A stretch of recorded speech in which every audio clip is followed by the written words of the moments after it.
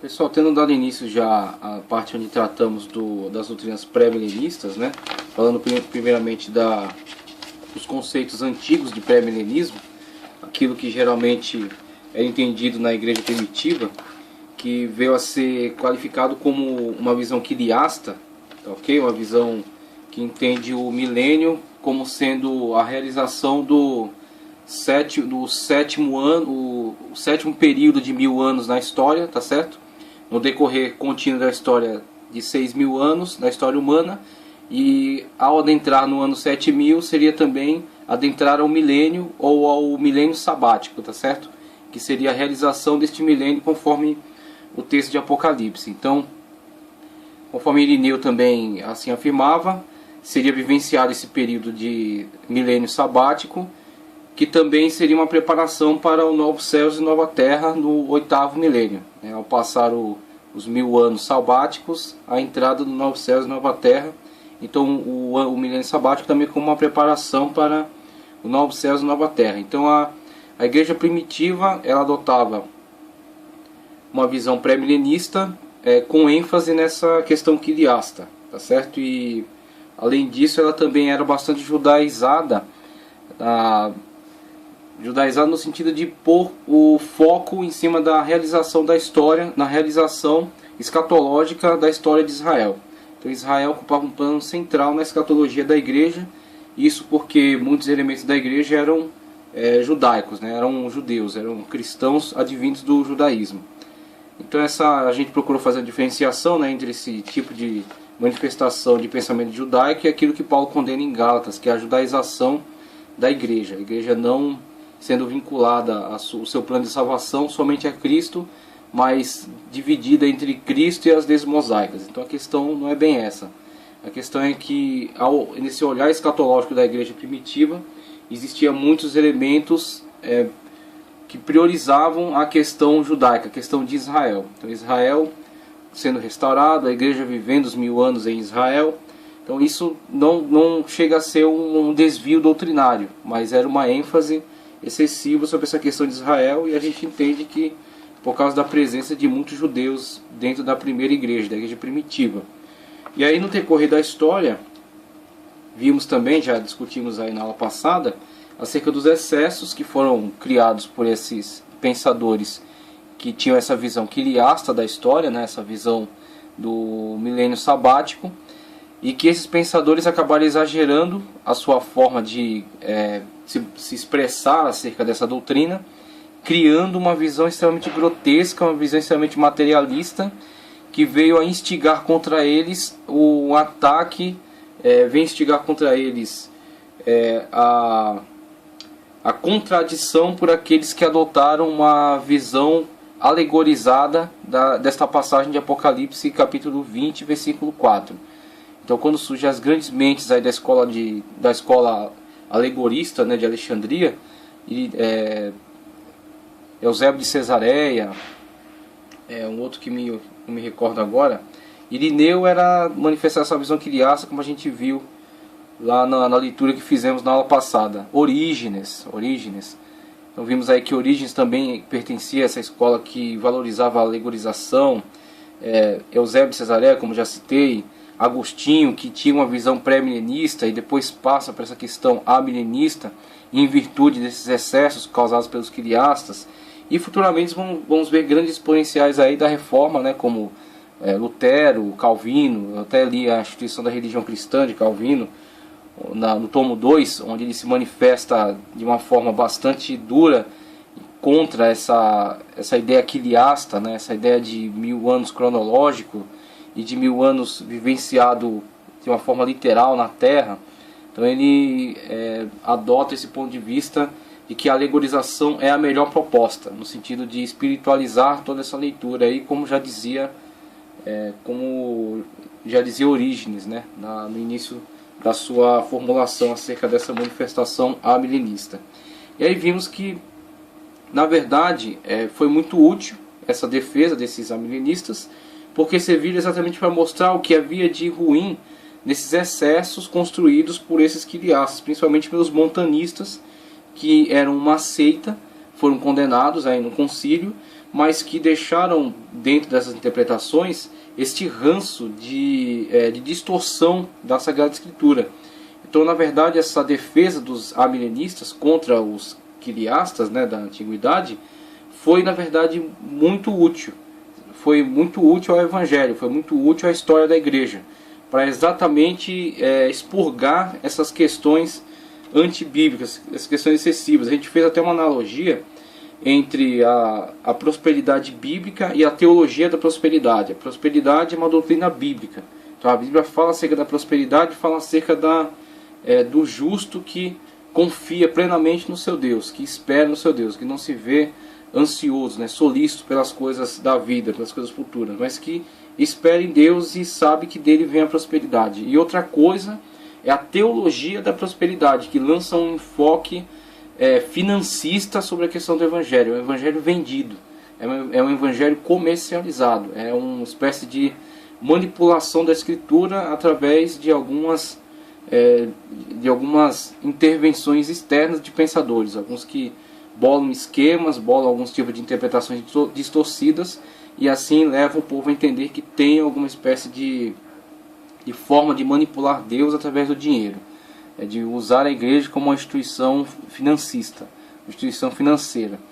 Então vemos aí que da mesma forma que a teologia da prosperidade é uma distorção da prosperidade bíblica, asseverada aí por aqueles que têm compromisso com as Sagradas Escrituras, assim essa forma de quiliasmo manifestada na Antiguidade, não no seu começo, mas na sua manifestação mais excessiva, na sua distorção, veio a ser também uma distorção do pré-milenismo, pré-tribulacionismo, que é o que nós vamos abordar agora.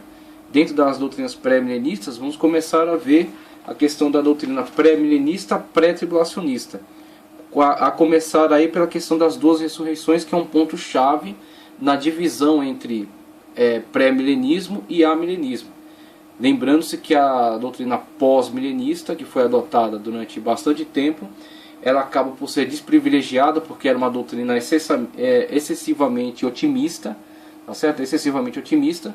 Ela tem um grande auge aí nos movimentos de evangelização, com Jonathan Edwards, com William Carey, com Whitby, pessoas que impulsionam a obra de evangelismo pelas terras, pelos mundos, pelos povos, né, missões transculturais, e que chegam a um determinado auge, mas depois acabam em declínio por causa de alguns pensadores que manifestam pós-milenismo e acabam dissociando ele dessa visão espiritualizada que tinham esses antecessores, e passam a associar a sua visão pós-milenista com uma visão de progresso social. Essa visão de progresso social acaba sendo aproveitada por movimentos progressistas, nacionalistas, que estavam surgindo na Europa, e vem aí a grande crise do pós-milenismo, quando alguns pensadores pós-milenistas estão associados com o nazismo até, que era uma doutrina, que era um ponto de vista nacionalista, ultranacionalista, progressista, e que acabou levando a Alemanha a um grande colapso, né, quando a Alemanha se deixa envolver por esse tipo de doutrina, esse tipo de maquinações, né, desse partido nazista, e se vê mergulhada aí nessa questão sinistra aí da mortandade dos judeus, da perseguição das minorias, né? Então, uma vez que esses pensadores acabaram tendendo para esse lado, acabaram dando certo apoio a esse tipo de visão, isso acabou trazendo uma aura muito sinistra para esse tipo de interpretação, né? Acabou levando eles a serem desprivilegiados, né? A serem marginalizados. Então vemos aí que os pós-milenistas, que acabam se envolvendo aí com esse tipo de visão, quando perdem aquela visão espiritual, aquela visão centralizada na Bíblia, que tinham aí os seus primeiros defensores, são levados a esse tipo de distorção e acabam ficando marginalizados em relação às interpretações, e muitos dos pós-milenistas retornam para uma visão amilenista. E não somente isso, mas também porque essa visão otimista que tinham do mundo com relação a um progresso, a uma constante melhora da história da humanidade, até enfim estabelecerem um milênio de Cristo aqui na Terra, com uma conversão, se não total, mas uma conversão da grande maioria da população do mundo, veem-se frustrados na Primeira e Segunda Guerra Mundial com a destruição da sociedade, né, dos sistemas que estavam sendo construídos, e com a destruição de muito daquilo que era uma visão religiosa das sociedades.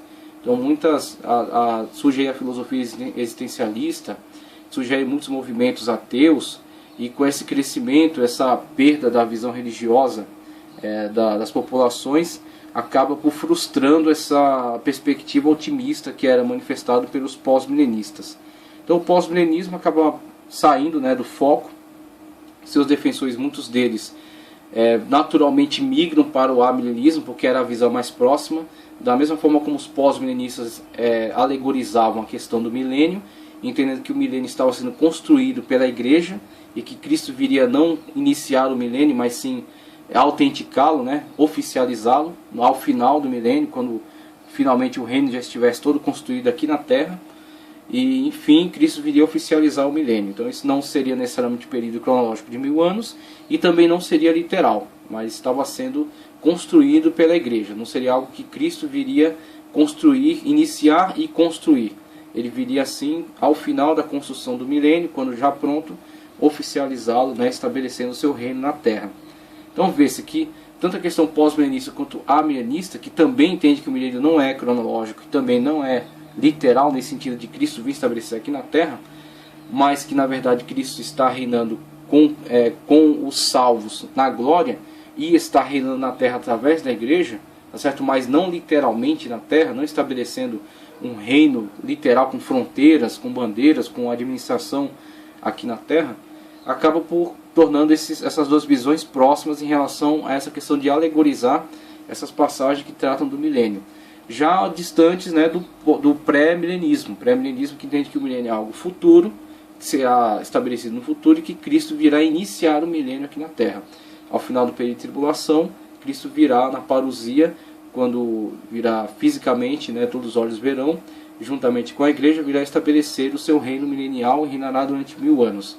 Até existem aqueles que têm uma variação entre será 1000 anos cronológico, ou na verdade 1000 anos significa simplesmente um grande espaço de tempo.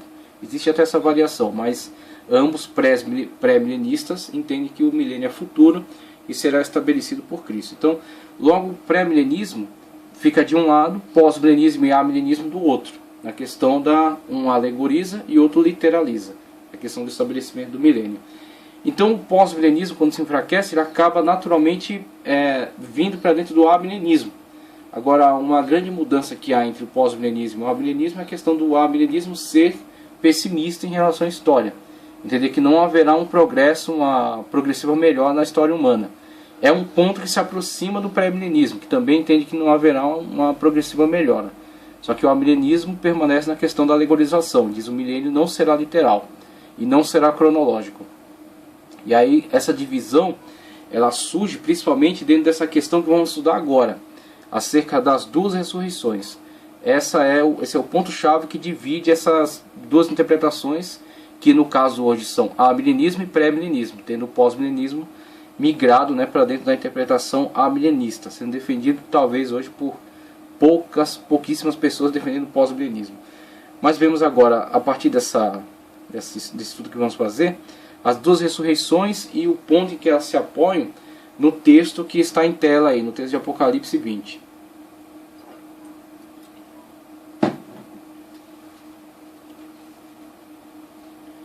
Um dos aspectos principais do pré-milenismo é a crença em duas ressurreições corpóreas, mencionadas em Apocalipse 20, versos 4 ao 6. Então, primeiramente, a leitura que temos aí em tela, com os principais versículos aí que vão dividir essas duas escolas de interpretação. Então, Apocalipse 20, verso 1 diz: E vi descer do céu um anjo que tinha a chave do abismo, e uma grande cadeia em sua mão. Ele prendeu o dragão, a antiga serpente, que é o diabo e Satanás, e amarrou por 1000 anos. Tá certo? Então aqui começa a questão do milênio sendo trazida à baila, né? Amarrou por 1000 anos. Então é dito aqui que o diabo, né, o dragão, ficará amarrado por 1000 anos. E lançou no abismo, e ali o encerrou, e pôs selo sobre ele, para que não mais engane as nações, até que os 1000 anos se acabem. Novamente é mencionado que há um período em que o diabo não atuará sobre as sociedades humanas, porque estará amarrado por 1000 anos. E depois importa que seja solto por um pouco de tempo. E vi tronos, e assentaram-se sobre eles, e foi-lhes dado o poder de julgar. E vi as almas daqueles que foram degolados pelo testemunho de Jesus. Ou seja, que não se dobraram à investida do dragão, à investida do diabo, mas que continuaram, permaneceram no seu testemunho. E pela palavra de Deus, e que não adoraram a besta nem a sua imagem, e não receberam um sinal em suas testas nem em suas mãos. E viveram. E aqui surge a grande questão que divide as duas escolas de interpretação, sendo hoje principalmente abordadas como amilenista e pré-milenista, tá certo? Essa questão da interpretação deste termo, enquanto ser um termo que trata de algo literal ou de algo alegórico, tá certo? Então, se for literal, pré-milenismo e as doutrinas pré-tribulacionista, mid-tribulacionista e pós-tribulacionista, mas ambas pré-milenistas. E aí, tanto essa questão dessa palavra, que é um ponto-chave que vamos estudar aqui, quanto a própria questão da interpretação geral no que diz respeito ao milênio que foi abordado, conforme foi abordado aqui. Mas essa palavra é uma palavra principal aí nessa leitura dessas duas escolas. E reinaram com Cristo durante 1000 anos. Então, se dizemos que isso aqui é literal, dizemos que há uma ressurreição literal e que esses que participam dessa ressurreição estarão reinando com Cristo durante 1000 anos. Exatamente os 1000 anos durante os quais Satanás estará amarrado, conforme lido aqui em cima. Mas os outros mortos não reviveram. Logo, existe um grupo de pessoas que reviveram literalmente e estão reinando com Cristo durante 1000 anos. Período, aliás, conforme já foi abordado, em que Satanás estará amarrado e não tentará as nações, mas que as nações estarão submetidas ao governo de Cristo e da igreja. E essas pessoas que reviveram participarão deste governo e reinaram com Cristo durante 1000 anos. Mas os outros não reviveram. Veja só, até que os 1000 anos se acabaram. Esta é a primeira ressurreição. Então, entendido, a leitura pré-milenista entende que há uma ressurreição literal no início do milênio, tá certo? Quando Cristo, na parousia, vir à terra com a sua igreja e estabelecer o seu reino milenial. E aí, nessa ocasião, é que irão reviver aqueles que não se dobraram às investidas do anticristo, que não aceitaram o sinal. Irão reviver e adentrarão a este reino milenial para reinar juntamente com Cristo. Estarão presentes nesse milênio. Mas há um grupo de pessoas que não reviveram. Há um grupo de pessoas que reviveram e um grupo de pessoas que não reviveram, conforme o texto diz aqui. Até que os 1000 anos se acabaram. Esta é a primeira ressurreição. Há uma primeira ressurreição porque há uma segunda ressurreição, conforme veremos também na continuação do nosso estudo. Bem-aventurado e santo aquele que tem parte na primeira ressurreição. Sobre estes não tem poder a segunda morte. A segunda morte. Mas serão sacerdotes de Deus e de Cristo e reinarão com ele 1000 anos. Então é na leitura que se faz desses textos onde vemos a divisão principal entre as duas escolas. A divisão principal entre as duas escolas, as escolas que são predominantes hoje. O amilenista entende que esta leitura tem que ser feita a partir de um ponto de vista alegórico, como já foi asseverado por Orígenes lá atrás, a leitura que a gente fez, e também aquilo que foi asseverado por Agostinho, na leitura que a gente também fez no livro A Cidade de Deus de Santo Agostinho. Então vemos que eles olham para essa narrativa, entendem que este reviver, este viveram que está aplicado aí, não é reviver literalmente como uma pessoa que está morta, como por exemplo Jesus, ao encontrar-se com o grupo daqueles que acompanhavam a viúva de Naim para enterrar o seu filho, toca no esquife, aquela multidão para. Então Jesus chama o rapaz, ele chama ele de volta à vida. Então o rapaz ressuscita, ele tendo ressuscitado entrega a sua mãe. Então ele não revive espiritualmente para viver uma vida de comunhão com Deus, ele revive fisicamente. Ele é chamado da morte à vida, fisicamente. Ressuscita e entrega a sua mãe, ele revive, tá ok? Então essa leitura que é feita nesse trecho, o pré-milenista lê nesse nível. Ele lê desta forma essa afirmação. Eles reviveram fisicamente, que o amilenista ele procura lançar sobre essa leitura uma visão alegorizante, dizendo que este reviver é na verdade a passagem de uma vida de pecado para uma vida de salvo, a passagem de uma vida de condenação para uma vida de salvação em Cristo Jesus. E na verdade essa primeira ressurreição é a ressurreição da salvação, a ressurreição da conversão para Cristo, quando todos aqueles que se converteram para Cristo reviveram nele, saíram da morte para a vida, da morte de pecado para a vida na salvação em Cristo Jesus. Eles olham dessa forma esse texto, com esta alegorização, entendendo que não é que isso é irreal, não é que isso não existe, não é que isso não acontece. Isso acontece, mas não no plano físico, acontece no plano espiritual, e é assim que eles entendem, é assim que eles leem este reviver. Só que existe um conflito aí entre essa afirmação, entre essa construção teológica e aquilo que o próprio texto afirma. A gente vai ver que o próprio texto nos fornece elementos para entendermos que este viveram, tá certo? E estes não reviveram, conforme está no próximo versículo, tratam-se de viver ou de ressuscitar fisicamente, ou de não viver, não reviver, né? Não ressuscitar fisicamente. Um grupo ressuscitará fisicamente para estar inserido neste reino de Cristo durante o milênio. E outro grupo maior não reviverá, mas aguardará a última ressurreição, que será a ressurreição no juízo final. Tá ok? Então, todos participaram da primeira morte. Só que este grupo não participa da segunda morte. Que grupo? O primeiro grupo que ressuscita. O primeiro grupo que revive. Viveram e não participou da segunda morte. O outro grupo que não reviveu, conforme abordado no outro versículo, são aqueles que vão reviver ao final do milênio. Serão ressuscitados todo o grupo dos condenados desde o início, desde Caim, que mata seu irmão Abel, até o último ímpio que morreu na guerra da batalha do Armagedon. Reviverão para quê? Para serem condenados no juízo final e então receberem o dano da segunda morte. Na segunda morte, a morte eterna, serão lançados no lago de fogo e enxofre. Aquele mesmo a quem Cristo se referiu quando disse que o fogo nunca se apaga e o bicho nunca morre.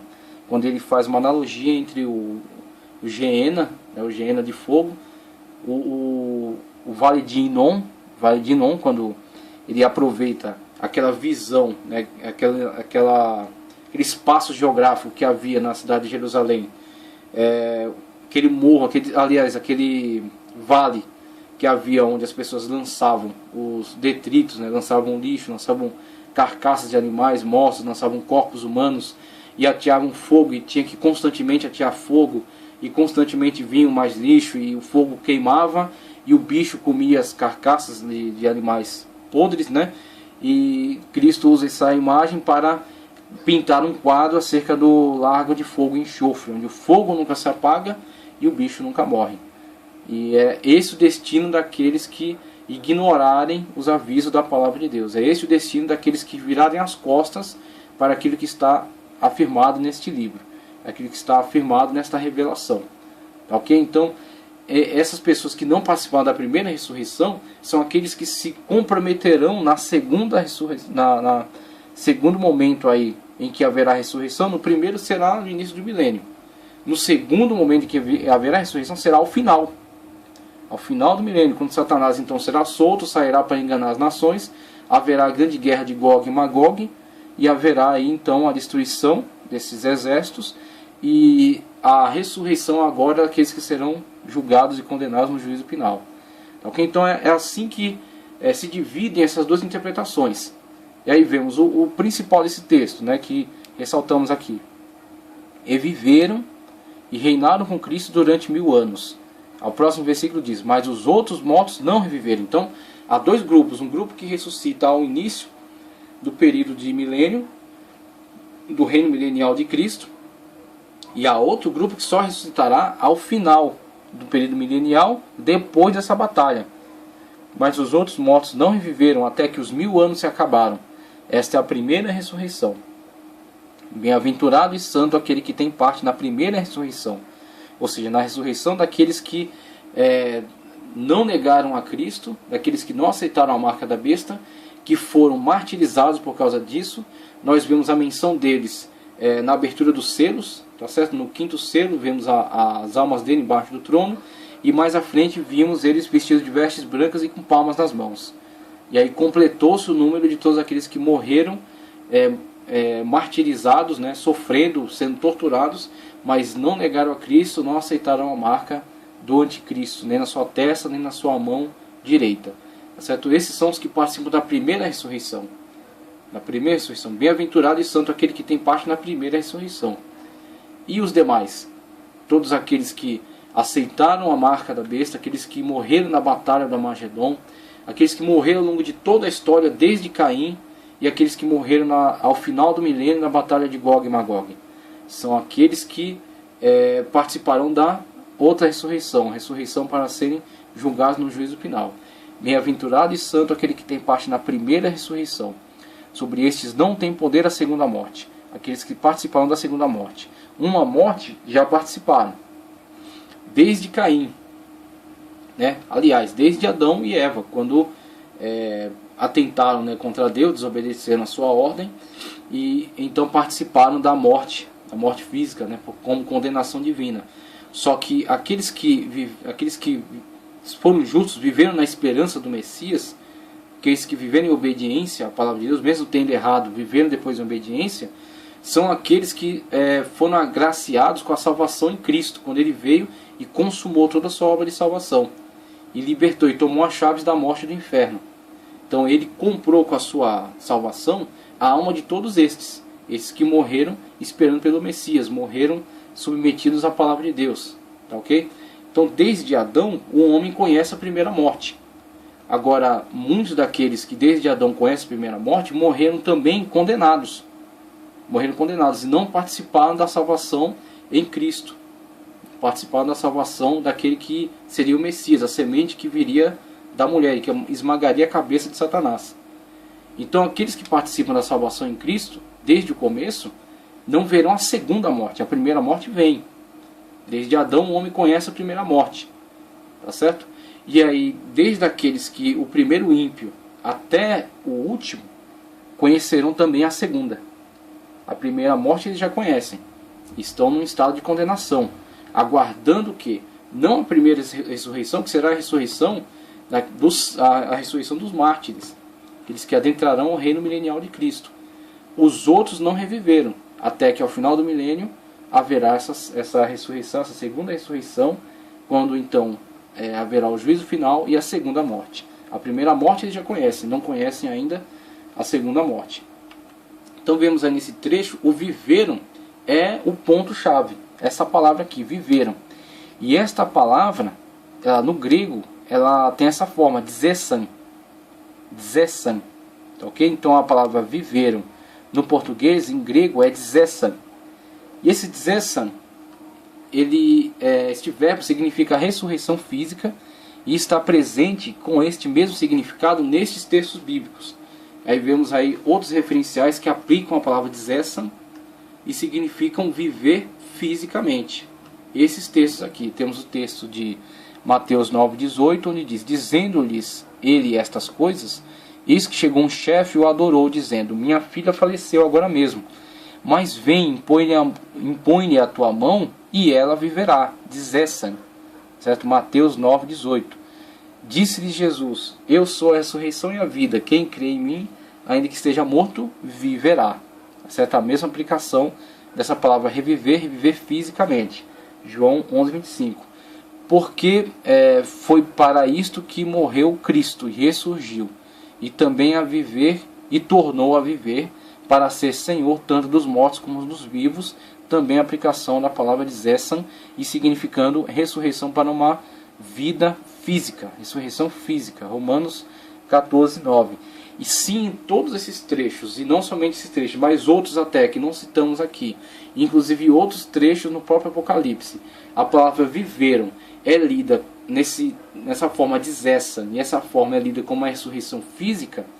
Por que somente naquela aplicação, com relação ao Apocalipse 20, versículo 4, ela teria outra significação? Essa é a questão do grande debate entre amilenismo e pós-milenismo. Esta exceção de interpretação. Se a interpretação ela vem numa linha contínua, aplicando essa palavra, fazendo a leitura dela como uma ressurreição física, não pode somente naquele texto, por causa de uma exceção produzida por uma interpretação teológica, tá certo? Uma interpretação externa ao texto, aquilo que a gente viu em hermenêutica, a baixa crítica, né? Ou a crítica textual, a interpretação textual, aquilo que lança a mão do uso do léxico grego, tá certo? Com relação ao Novo Testamento, e o léxico hebraico com relação ao Antigo, e entende o texto, faz a exegese do texto a partir daquilo que o texto fornece. Então, se o texto nos fornece esse tipo de interpretação, essa possibilidade de interpretação no sentido literal, por que eu tenho a liberdade de aplicar uma interpretação alegórica, sendo que o próprio texto foi lido de forma literal ao longo das outras interpretações? E a gente vê também a questão da harmonia do contexto. Então, existem contextos próximos e contextos distantes. No contexto distante, vemos aí todos os textos que mencionam essa palavra e a sua leitura literal. Por que somente naquele texto nós podemos abrir uma exceção?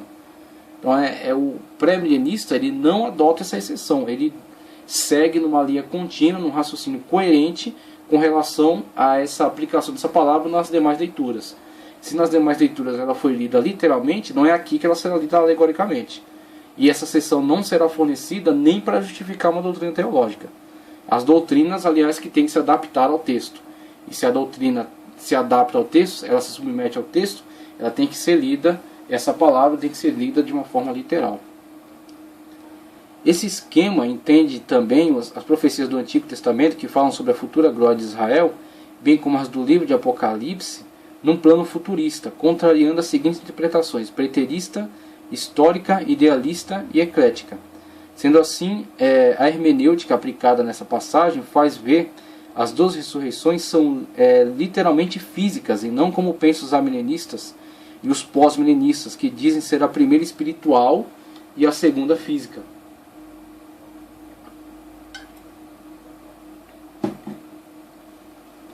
Aquilo que eu falei com relação à primeira, eles entendem que trata-se da conversão, da saída da morte no pecado para a vida em Cristo. Só que isso é uma interpretação forçada. Isso é uma alegorização de algo que, ao longo da coerência das interpretações dos textos, foi abordada como literal. Se ela foi abordada como literal até aqui, por que aqui ela será alegórica? Ela tem que permanecer em coerência com essas leituras na forma literal. Quanto a essas duas ressurreições, os pré-milenistas também não são unânimes. Há duas vertentes, a histórica e a pré-tribulacionista. A vertente histórica vê a primeira ressurreição acontecendo de uma só vez. A vertente pré-tribulacionista ou dispensacionalista vê a primeira ressurreição acontecendo em duas etapas. O mesmo ocorre com a segunda vinda de Cristo, sendo que na primeira etapa Jesus vem para arrebatar a igreja e ressuscitar os que morreram em Cristo. E na segunda etapa, que ocorrerá ao final da grande tribulação, ele vem como Messias para Israel e para ressuscitar os mártires da grande tribulação e estabelecer o milênio, aqueles que participaram da primeira ressurreição, os mártires da grande tribulação, que aliás é um grupo à parte da igreja. A igreja, conforme a visão pré-milenista, pré-tribulacionista, não participará da tribulação. Eles são pré-tribulacionistas. Serão arrebatados antes do início do primeiro período da tribulação, que é de 7 anos, dividido em dois grupos de 3 anos e meio. Então os pré-tribulacionistas entendem que a igreja não participa da tribulação, porque a tribulação é juízo. E a igreja não será vítima de juízo, porque a igreja já passou do juízo para a salvação. Cristo, o nosso Salvador, nos livra de todo juízo. Então o pré-tribulacionista lê que a igreja será arrebatada antes do milênio, mas dentre aqueles que participam da igreja, vimos aí, por exemplo, na parábola das 10 virgens, 5 eram prudentes e 5 eram loucas. E aí entendemos que as 5 loucas que ficaram, tá certo? Aqueles que são do grupo daquela igreja que não está atento ao arrebatamento, não está em comunhão plena com o Senhor, mas está dividido entre o mundo e a igreja, são aqueles que estão conscientes de todas essas verdades, mas não estão prontos para o arrebatamento, por isso hão de ficar. Ficarão nesse período de tribulação, mas cientes do que é a marca da besta, cientes do que é a eternidade sem Deus. Então logo rejeitarão a marca da besta, mas serão martirizados por isso. E são acerca deles que trata o quinto selo, que fala das almas debaixo do trono, e depois das almas vestidas de branco e com palmas nas mãos. Então assim lê o pré-tribulacionista. O mesmo ocorre com a segunda vinda de Cristo, sendo que na primeira etapa Jesus vem para arrebatar a igreja e ressuscitar os que morreram em Cristo. E na segunda etapa, que ocorrerá no final da grande tribulação, ele vem como Messias para Israel e para ressuscitar os mártires da grande tribulação, estabelecer o milênio. Esse conceito é estudado na lição com esse título. Por enquanto, vamos nos deter na interpretação de Apocalipse 24 ao 6, que é a nossa abordagem aqui, né? Que é o foco da nossa leitura. A crucial pergunta é: a primeira ressurreição descrita em Apocalipse 20, verso 4, é física, ressurreição do corpo, ou espiritual, ressurreição da alma? Em face dessa pergunta, o pré-milenista se esforça para afirmar que a primeira ressurreição é tão física quanto a segunda, e que uma está a 1000 anos distante da outra, conforme dito no próprio texto. Uns reviveram a primeira ressurreição, uns reviveram e adentraram o milênio para reinar juntamente com Cristo, e outros não reviveram. Esses que não reviveram serão aqueles que, ao final de todo esse período, depois da guerra a revolta de Gog e Magog, né? Depois dessa última batalha, enfim, serão ressuscitados juntamente com todo o grupo dos ímpios e serão submetidos ao juízo final, ao juízo do trono branco. Toda a questão gira em torno da interpretação da palavra grega edzisan, tá certo? A palavra grega edzisan, falta na verdade um E aqui, não é só edzisan, é edzisan. Então essa palavra edzisan, que é o foco aqui da abordagem.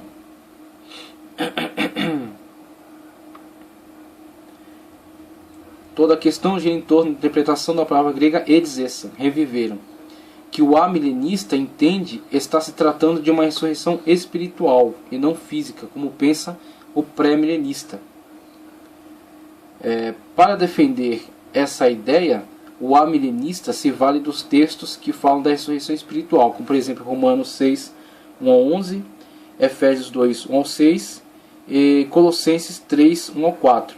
Mas o pré-milenista diz que o contexto de Apocalipse 20, verso 4, não indica, nem por referência, nem por inferência, qualquer indício que nos leva a entender Apocalipse 20, verso 4, como uma ressurreição espiritual, como ocorre nos textos mencionados pelo amilenista.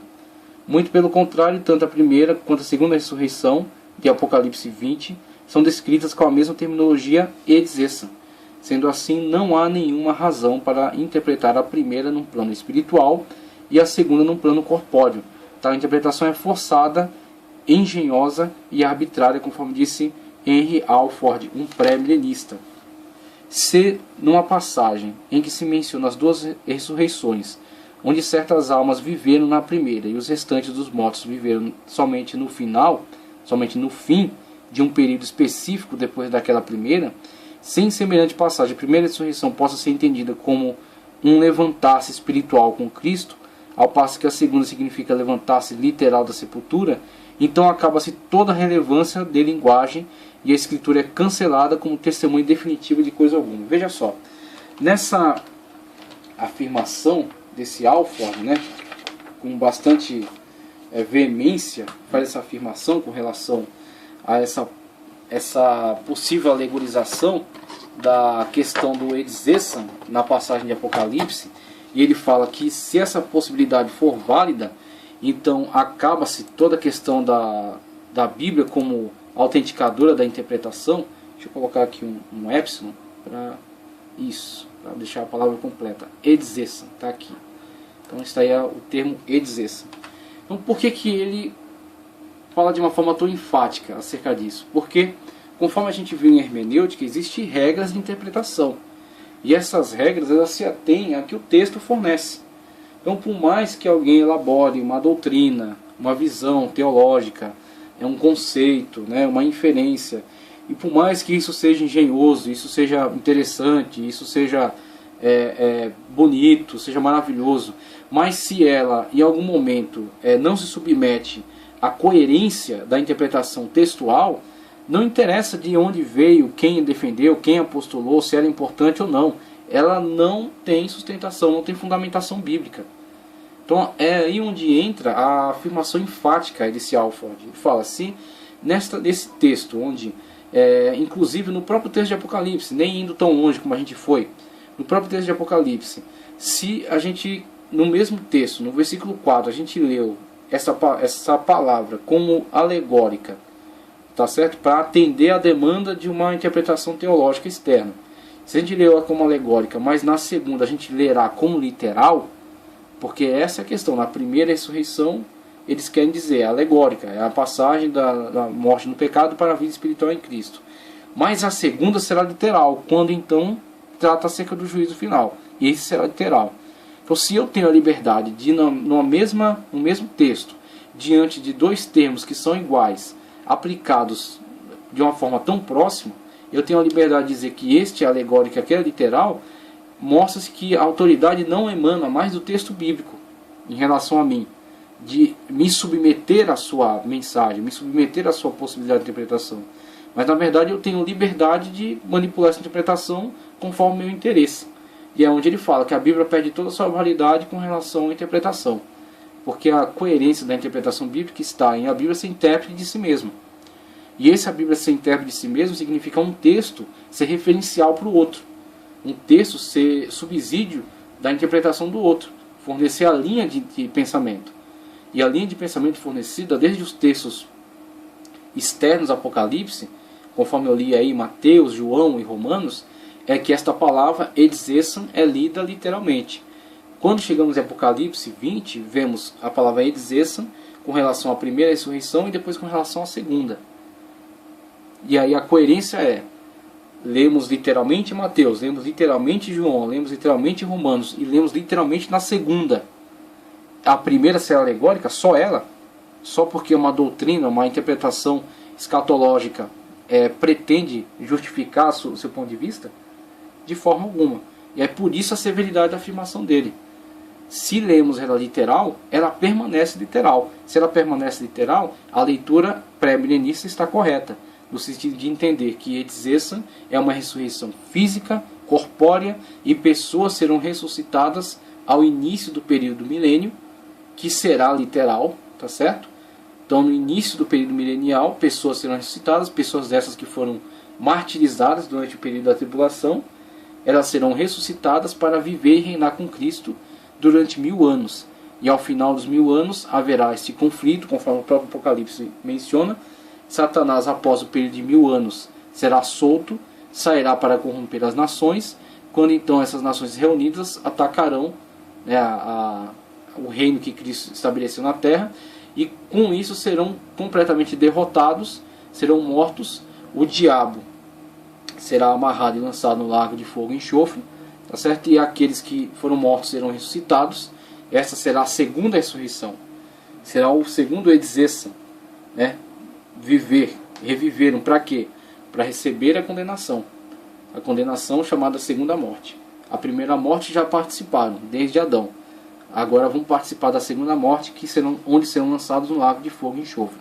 Então devido a essa interpretação, devido a essa questão da possibilidade de alegorização ou da leitura literal, é que mora essa divisão principal entre essas duas correntes, amilenista e pré-milenista. Lembrando-se que o pós-milenismo acaba de ser inserido dentro do amilenismo, pelo enfraquecimento da sua escola de interpretação, né, diante daqueles fatos históricos que já narramos. Então, pós-milenismo, que está dentro do amilenismo, e a divisão entre amilenismo e pré-milenismo. E a questão da proposta amilenista ser a alegorização, mas uma alegorização de exceção, vamos dizer assim. Onde, na verdade, os próprios textos comprovam que a alegorização não cabe. Cabe, sim, a leitura literal, em coerência com toda a interpretação, em coerência com todas as afirmações, com todas as menções que são feitas a esta palavra nos demais textos. Inclusive dentro do próprio texto do Apocalipse, do qual ela é tirada.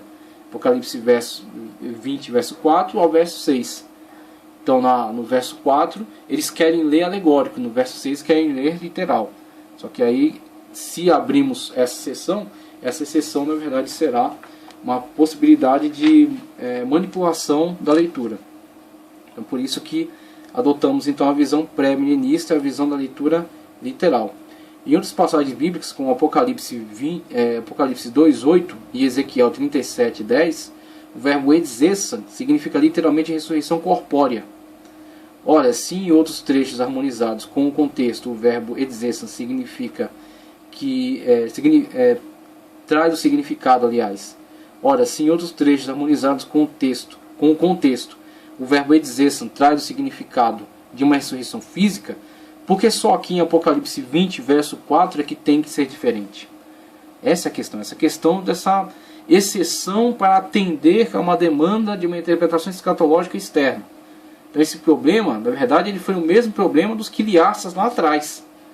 Quando os quiliastas, ao pintar aquele quadro do reino milenial e ao fazer a proposição de um milênio sabático, tá certo? E esse milênio sabático ser encarado como o reino milenial de Cristo, e que seria ao final de um período histórico contínuo de 6.000 anos, vimos que isso, na verdade, é uma interpretação forçada. É uma tentativa de explicar, racionalizar todo o texto e dar uma explicação que resolvesse toda a questão, que colocasse toda a questão em miúdos, né? Resolvesse tudo como uma equação, como falamos mais atrás. E aí o próprio Calvino refuta isso dizendo que existem verdades sublimes que não estão ao nosso alcance. E é uma boa refutação, realmente. Essa tentativa de racionalizar toda a escatologia, de colocar tudo numa explicação aritmética, né, uma explicação matemática, ela incorre num grande erro, uma grande falha. Como um tentar dar certeza sobre aquilo que não está ao seu alcance ainda. Então essa proposta, ela abre falência por causa disso, por causa dessa tentativa de explicar aquilo que está além da nossa possibilidade. Então logo ela fracassa. Agora, por outro lado, a proposta amilenista, né, que mesmo que tenha sido muito útil para refutar esses excessos, quando ela se firma sobre essas bases de uma exceção de alegorização, ela também comete um grave erro.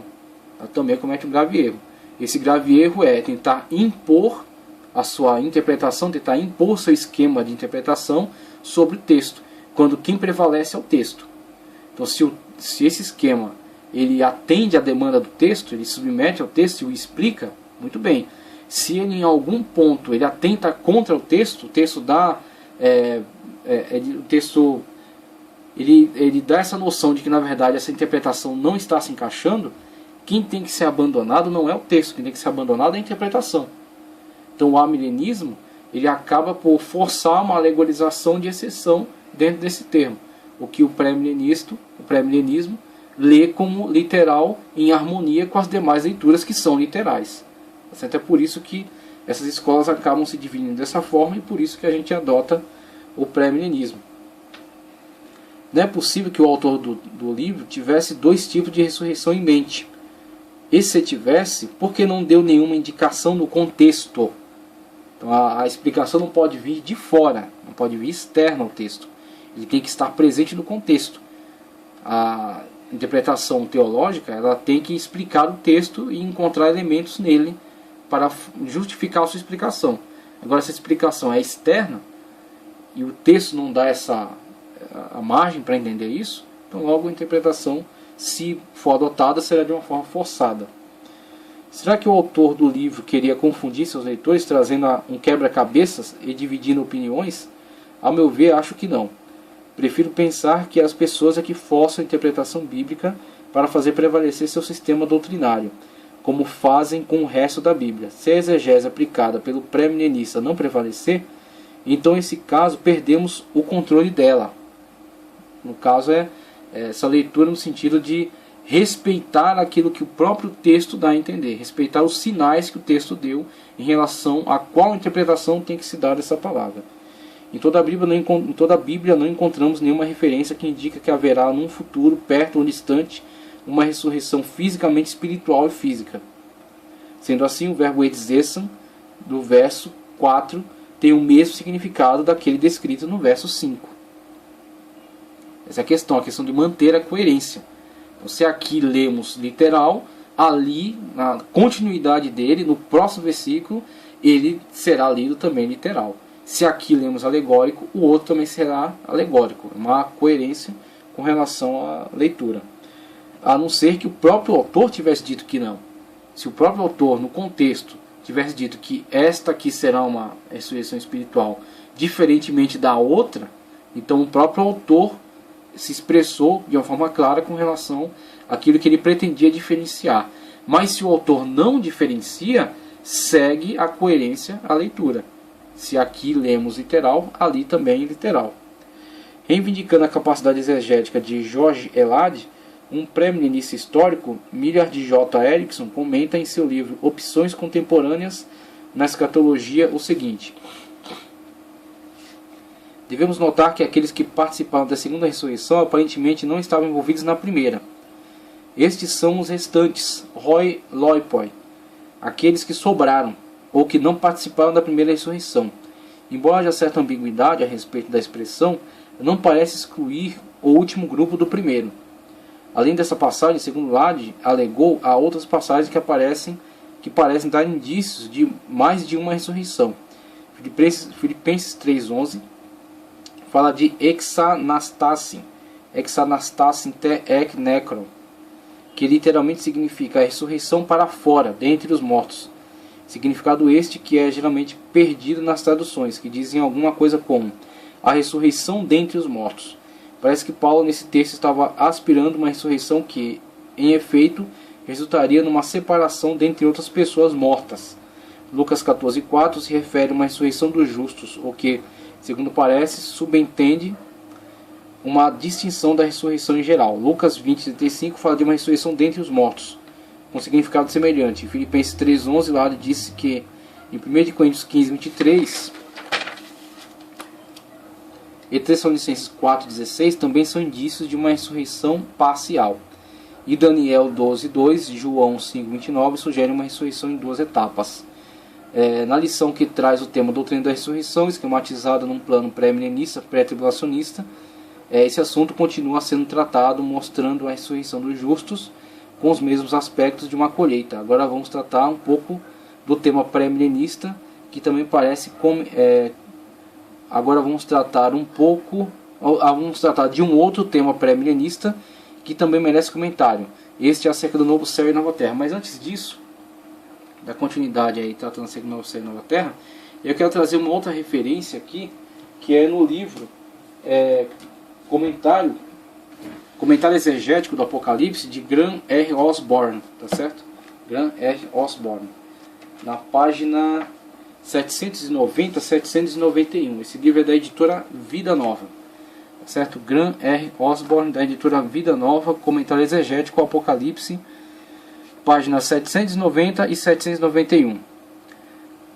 A parte seguinte está no cerne do debate sobre o milênio.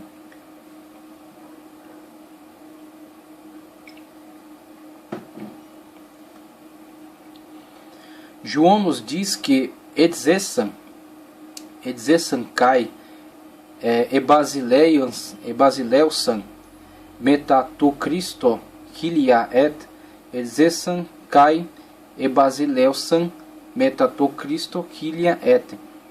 Eles reviveram e reinaram com Cristo durante 1000 anos. O sentido de Edzesan, de certa forma, determina o debate. Se o verbo significa ressurreição corpórea dos mortos, então ele precisa referir-se a um evento no final da história. Este certamente é um sentido em 20 versos 5, mas os outros mortos não reviveram até que se completaram os 1000 anos.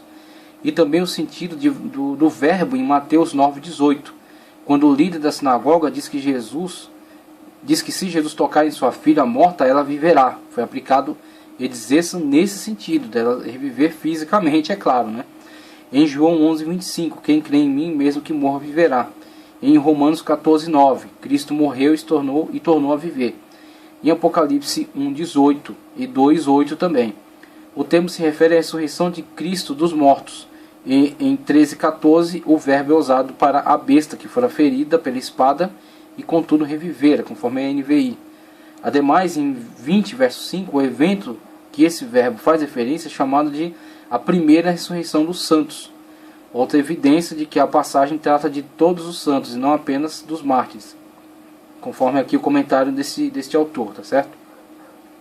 Os que defendem a visão amilenista creem que Edzesan indica ou uma nova vida espiritual logo após a conversão, conforme Agostinho, tá certo? Ressuscitados com Cristo, com uma vida espiritual presente, também Hughes, ou a exaltação celestial dos santos depois da morte num estado intermediário, conforme Hendrickson, Rogers e Bailey. Eles argumentam que a ideia de reviver corresponderia à de 2 Coríntios 5, 1 a 8, nova vida após a morte, bem como em 1 Tessalonicenses 4, 13 a 18, ressurreição corpórea na parousia, ou na parúzia, né?